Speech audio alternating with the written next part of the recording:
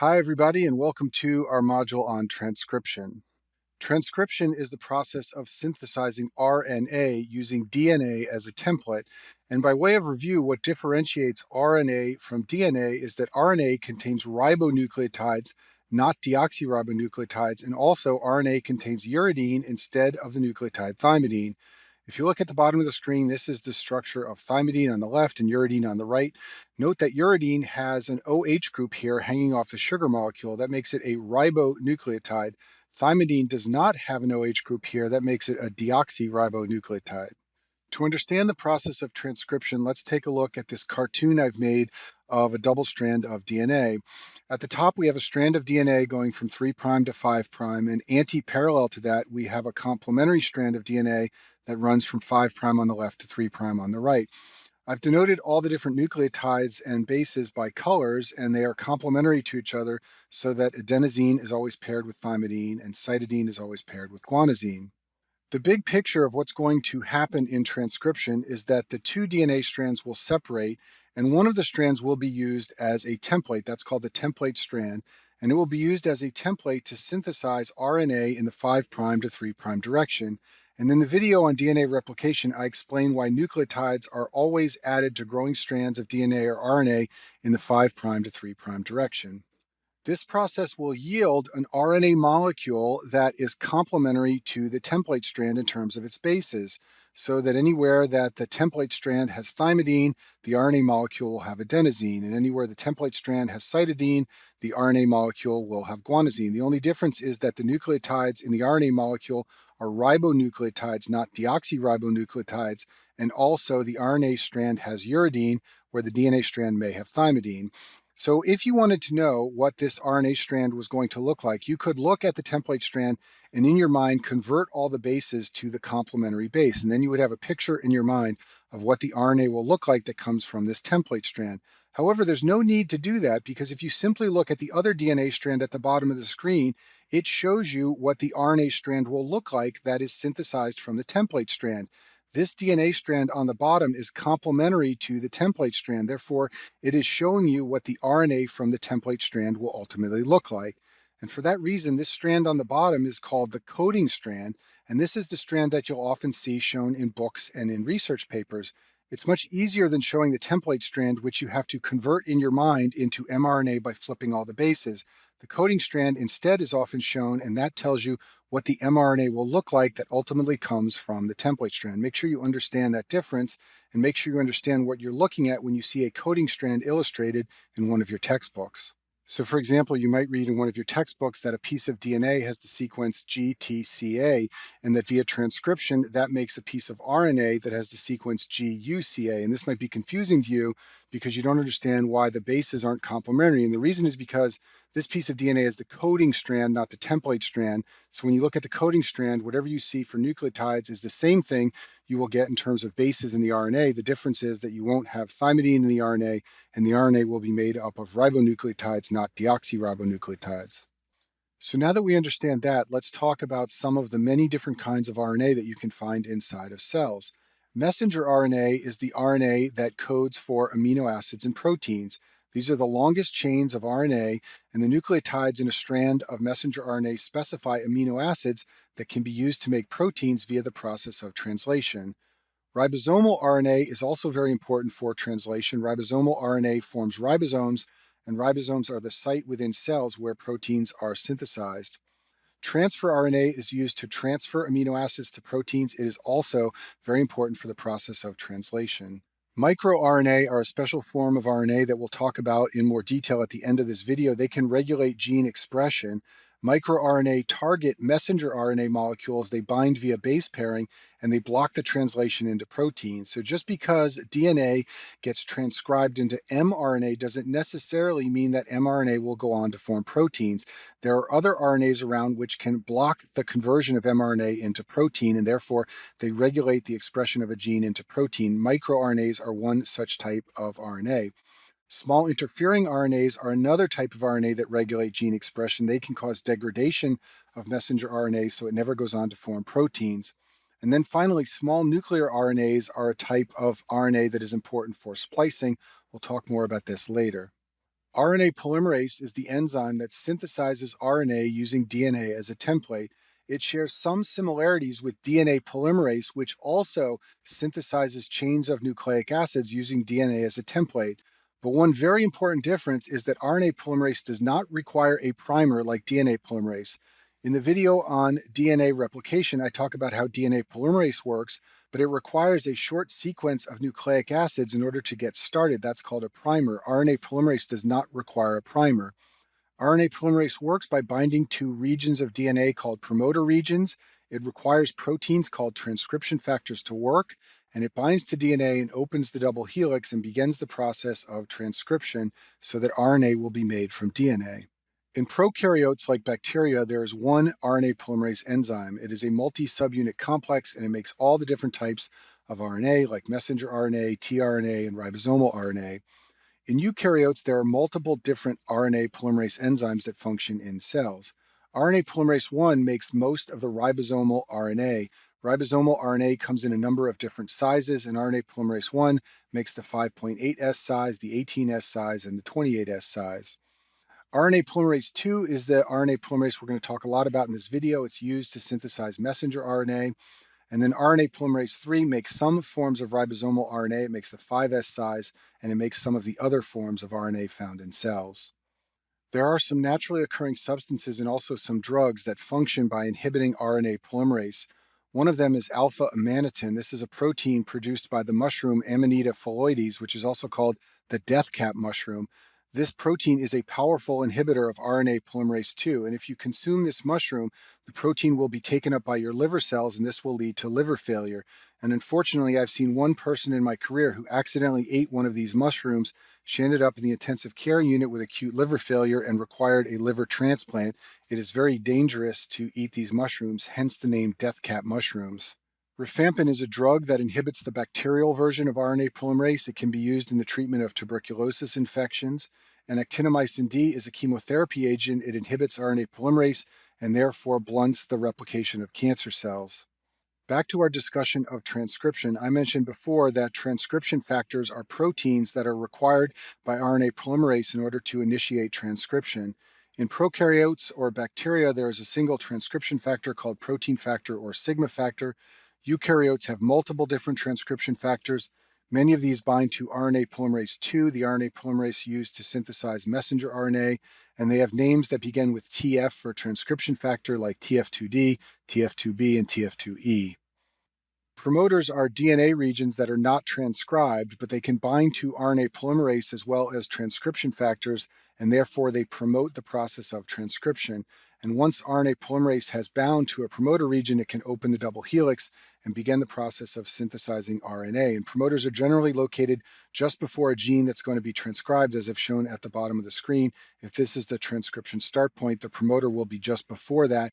Following the start point will be the gene that needs to be expressed. There are a number of promoters that have been described. The Tata box is one of the famous ones. It's a very common eukaryotic promoter. It gets its name because the nucleotides are TATAAA, and it can bind to transcription factors, especially TF2D. The cat box is another promoter region that's been described. It gets its name because the sequence of nucleotides is CCAAT, and then there's also a GC box, which has been described because it has G and C nucleotides. Besides the promoter region of DNA and the gene to be expressed, there are other portions of DNA that are important in determining the rate of transcription of a particular gene. One of these regions of DNA is a region called an enhancer. Enhancers are DNA sequences that increase the rate of transcription. They can be found either upstream or downstream from the gene that they regulate, and they bind to special transcription factors called activators. And once they have bound to the activator, they stabilize transcription factors and RNA polymerase, and this leads to more transcription of a gene. Now, one thing that's interesting about enhancers, and one thing you should know for step 1 of your boards, is that because of DNA coiling, the enhancer region of DNA may be geometrically very close to the gene that is being transcribed, but may be many, many nucleotides away. For example, if this is our gene to be transcribed, we may have an enhancer region that is way upstream, but because of DNA coiling, it's twisted around and it ends up being geometrically very close, and therefore it can function as an enhancer for a gene that's very far away in terms of the number of nucleotides. And silencers are just the opposite of enhancers. They are DNA sequences that decrease the rate of transcription. They can also be upstream or downstream from the gene they regulate. They can also be very far away in terms of nucleotides, but geometrically close. These silencers bind to transcription factors called repressors, and when they do so, they can prevent RNA polymerase binding and therefore prevent transcription. Untranslated regions, as the name implies, are portions of an mRNA molecule found at the 5' and 3' ends that are not translated into a protein. At the 5' end, there's an untranslated region that is upstream from the coding sequence, as I've shown at the bottom of the screen. That's this untranslated region here on the left. And this untranslated region is important because it's recognized by ribosomes to initiate the process of translation. There's also an untranslated region at the 3' end. This is always found following a stop codon. And this untranslated region is important for post-transcriptional gene expression. So just because this molecule of mRNA has been transcribed from DNA, it doesn't necessarily mean it's going to go on to make a protein. This untranslated region here has a lot of influence over that because it can bind to other factors that can determine whether this mRNA becomes translated into a protein or not. So in bacteria or prokaryotes, the process of protein synthesis is relatively simple and straightforward. One of the reasons for this is because there is no nucleus, so DNA is free-floating in the cytoplasm. It is transcribed into mRNA, and then the mRNA is translated into proteins. In eukaryotic cells, the process of protein synthesis is more complicated. First of all, DNA is found inside the nucleus, and in addition, it contains alternating regions called introns and exons. The exons will go on to be translated into proteins, but the introns will be cut out.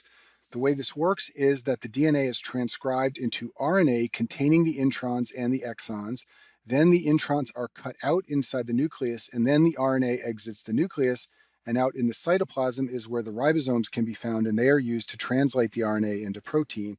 So I've summarized these points at the top right. Introns stay in the nucleus, exons exit the nucleus, and go on to be translated into protein. And cutting out the introns is only one of several modifications that occur to mRNA in eukaryotes. The initial transcript of mRNA from DNA in eukaryotes is called hnRNA, which stands for heterogeneous nuclear RNA. It's also sometimes called pre-mRNA. This version of mRNA becomes modified extensively to become the mRNA that exits the nucleus, goes into the cytoplasm, and is ultimately translated into protein. And there are three key modifications that occur to RNA before it leaves the nucleus, and you need to know about all of these for step one. The first one is called 5' capping. The second one I briefly mentioned on the last slide, that is splicing out of introns. And the third one is called 3' polyadenylation. And we'll talk about all of these in the next few slides. 5' capping is the addition of a special nucleotide called 7-methylguanosine to the 5' end of RNA. This is added to RNA soon after transcription begins, and it distinguishes mRNA from other forms of RNA. Basically, this 5' cap is placed on RNA to tell the other organelles in the cell that this is a piece of mRNA. If you look at this cartoon I've shown on the screen here, we have a molecule of mRNA going in this direction toward the 5' end. Remember, the 5' end always has the phosphate groups like shown here. At this 5' end, a molecule of 7-methylguanosine has been added. This is a ribonucleotide just like the guanosine you would find in RNA, except that it has a methyl group hanging off the 7 position. Hence, it is called 7-methylguanosine, and this caps the 5' end of RNA to tell other structures in the cell that this is a piece of mRNA. RNA splicing is the second important modification that happens to mRNA in eukaryotic cells. RNA splicing occurs during transcription. This is the process by which introns are removed from mRNA. It occurs in the nucleus of eukaryotic cells. And introns can be identified because they always have two specific nucleotides at either end in an mRNA molecule. If you look at this diagram at the bottom of the screen, this is the intron in dark blue in the middle. At the 5' end, there's always a GU to denote the beginning of the intron, and at the 3' end, there's always an AG. There's a complex process by which RNA splicing occurs, and they like you to know something about this for the step 1 exam.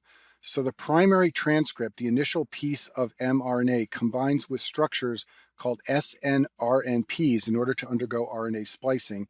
snRNPs are small nuclear ribonucleoproteins. They are short RNA polymers complexed with proteins, so they're a mixture of RNA and proteins. And the RNA in these snRNPs has a high content of uridine, so they're sometimes referred to as uRNAs. You will read in your textbook that snRNPs have lots of uRNA. And there are 5 different subtypes of uRNAs that have been identified: U1, 2, U4, U5, and U6. When the snRNPs and the mRNA bind together, the entire structure is called a spliceosome. At this point, a loop of mRNA containing the intron will be formed. This loop is called a lariat. The lariat will then be released, and that takes the intron away with it, and then the exons are joined. And here's a cartoon from the web just to help you better remember how this entire process of RNA splicing works. So this is our intron here between 2 exons. It's marked by a GU at one end and an AG at another end. The lariat forms here by releasing the GU end, and then the lariat is removed, and the 2 exons are brought together, and the lariat is left to go away free and take the intron with it. In some connective tissue disorders, antibodies form against elements of the spliceosome, and I just want to briefly review those here. In the immunology section in the video on lupus, I talk about anti-Smith antibodies. These are antibodies against proteins in the snRNPs, and you can see elevated levels of anti-Smith antibodies in patients who have lupus. Anti-RNP antibodies are antibodies against proteins associated with the U1 RNA, and these antibodies are strongly associated with a rare autoimmune condition called mixed connective tissue disease. If you ever hear positive U1 RNAs, you should think of this very uncommon disease because these antibodies are so strongly associated with it. You can also see elevated levels of anti-RNP or anti-U1 RNA antibodies sometimes in lupus or scleroderma. You might wonder why eukaryotic cells have all these introns and exons, and the reason is because it allows many different proteins to be made from the same gene. For example, if you have a piece of DNA in a gene that has exons 1 through 10, you could synthesize one protein by combining exons 1, 3, and 7, and a second protein by combining exons 2, 5, and 10. Thus, from the same gene, the same genetic material, you have made 2 different proteins.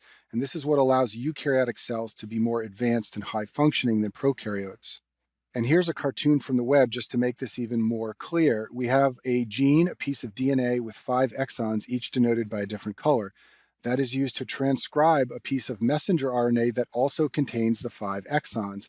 Via alternative splicing, however, we can make protein A by combining all 5 exons. We can make protein B by combining exons 1, 2, 4, and 5, and we can make protein C by combining exons 1, 2, 3, and 5. So as you can see, one gene, one piece of DNA used to make one piece of messenger RNA, but then alternative splicing used to generate multiple different proteins.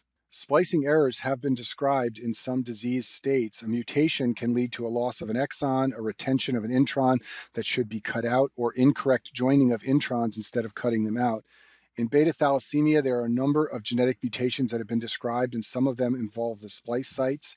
And in certain cancers, many splice site mutations and other errors have been described. The final modification that occurs in eukaryotic mRNA is called 3' polyadenylation. This modification occurs at the termination of mRNA transcription. In other words, it happens when the cell is done transcribing the gene into mRNA. The trigger for this to occur is a specific sequence of DNA and RNA nucleotides. If you look at the bottom of the screen, I've showed the coding strand of a piece of DNA. This will code for a piece of mRNA that has an AAU-AAA sequence. This sequence is called the polyadenylation signal because it's the signal for the gene to stop transcribing and to add a series of adenosine nucleotides called a poly-A tail to the piece of mRNA. So what this means is at the end of a gene that is being transcribed, you will usually find AAU-AAA, the polyadenylation sequence, followed by 10 to 30 nucleotides and then a CA. And I've shown this at the bottom of the screen here to help you remember. When this sequence shown at the bottom of the screen is encountered in a piece of RNA, that triggers the process of 3' polyadenylation. This process requires several RNA binding proteins. One of them is called CSF, which stands for cleavage and polyadenylation specificity factor. This is what binds to the polyadenylation sequence AAU-AAA. Another important RNA binding protein is called CSTF, or cleavage stimulation factor. This binds to the CA sequence that is also always found at the end of genes. And binding of these 2 factors leads to termination of DNA transcription. Once DNA transcription has ceased, the enzyme poly-A polymerase comes in and adds about 200 adenosine nucleotides to the 3' end of mRNA. This is called a poly-A tail, and this process is called 3' polyadenylation. Poly-A polymerase uses no template. It just pulls adenosine nucleotides and adds them to the end of the mRNA molecule. It also lops off a bit of the mRNA molecule, and what you're left with is what I have shown down at the bottom of the screen. You've got that polyadenylation signal followed by a short stretch of nucleotides followed by a poly-A tail at the 3' end of the mRNA molecule. So now that we've gone through all the elements of transcription, let's go over this summary slide and it should all make sense to you. So at the top of the screen, I've shown a DNA coding strand. We have the 5' end on the left side of the screen, the 3' end on the right. We start with the promoter region, which has the cat box and the tau-tau box, followed by the transcription start point. We then have a series of exons and introns which end in the polyadenylation signal that will signal the end of transcription. This coding strand is transcribed into a piece of mRNA that goes through all the modifications we just discussed. So it's got the cap at the 5' end, it's got the poly-A tail at the 3' end, and all the introns have been spliced out to form a piece of mRNA. That can now go to the cytoplasm to begin the process of translation into a protein. Now, just because a gene has been transcribed into messenger RNA, that does not necessarily mean that piece of messenger RNA will be translated into a protein. There are a number of elements within cells that can influence whether or not a piece of messenger RNA is translated into a protein. One of those elements is microRNA, which I mentioned at the beginning of this video. MicroRNA molecules are important regulatory molecules for messenger RNA. MicroRNA can regulate messenger RNA expression into proteins. The way microRNA does this is by binding to mRNA via base pairing. If there is extensive binding between a piece of microRNA and a piece of messenger RNA, this can remove the poly-A tail. When this is done, this exposes the messenger RNA to degradation by endonucleases in cells. So what this means is that microRNA is a way of modifying gene expression at the mRNA level. The DNA has been transcribed into mRNA, but because of microRNA, the mRNA does not go on to translate into a protein. Other elements within cells that can influence whether a piece of mRNA is translated into a protein are the processing bodies or P bodies. Some messenger RNA is moved to P bodies in cytoplasm. These are organelles within cells. This has been described as occurring in pieces of messenger RNA that bind microRNA, but to a less extensive degree. The mRNA then is sequestered in the P bodies from ribosomes so it can't be translated. Often the messenger RNA is degraded, although there is also some evidence that the messenger RNA may be sequestered and then later released to be translated into proteins. But the point here is that the P bodies are another mechanism by which a gene that has been transcribed into mRNA can be affected so that it does not necessarily go on to be translated into a protein. And that concludes our module on transcription.